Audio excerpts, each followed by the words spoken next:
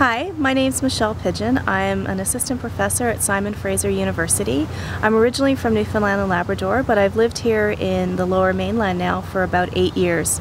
I came to UBC to do my doctorate, finished it in 2002, and I've been working with Simon Fraser. My work is in higher education, looking at Aboriginal student recruitment and retention issues, and I really thought I would go back and do work within student services back home.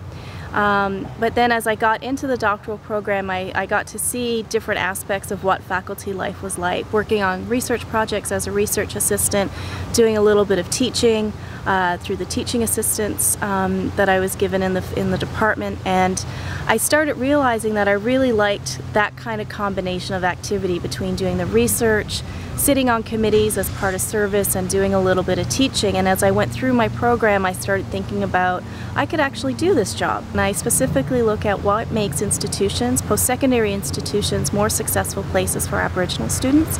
And I take it from an Indigenous methodology approach, focusing on Indigenous knowledges, ontology, and all that good stuff on how, when we look at it from our lenses, what can institutions be doing? And it builds on the work of Verna Kirkness and Ray Barnhart that they did in 1991, and typically we now call that the 4 R's.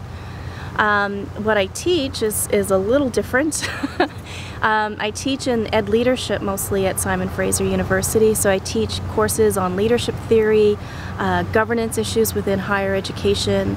I also teach in the PDP, which is our teacher education preparation program, and work with the Indigenous module there, and I also teach within our undergraduate programs on reflective practice, and this is a philosophy that SFU uses to kind of help prepare students who want to become teachers, because we believe that a good self-reflective practitioner makes a really good teacher.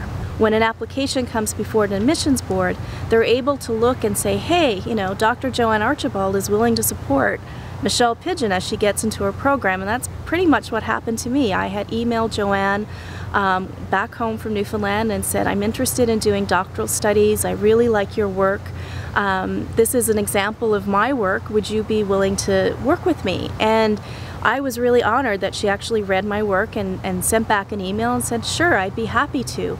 And I think that really did help me get into UBC, because obviously my grades and as an undergrad weren't that great, so I can admit that, but know that, you know, even if you don't have top marks, it's about your work and the experiences that you bring to a graduate program that actually help you get in, and then you thrive in that environment. The other key part for me was really getting involved in SAGE.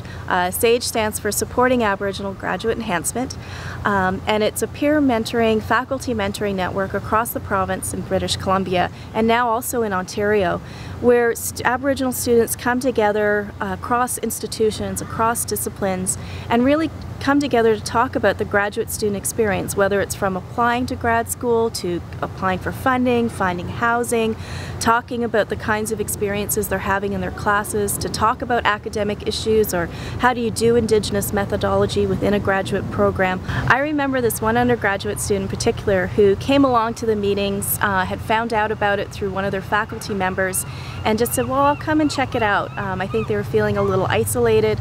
They came to the meeting, sat back and listened to what graduate students were talking about, and then few years later, you know, they actually came and applied to a graduate program. They are now finishing their masters and are thinking about going on and doing a doctorate. And I think a lot of that comes from the mentorship, the community, and the feeling of security that they saw, and the mentorship, the intergenerational mentorship that SAGE provides, of having undergraduate students, master's students, people who finished their masters but haven't gone on to a PhD, and people who are in a PhD or an EDD program.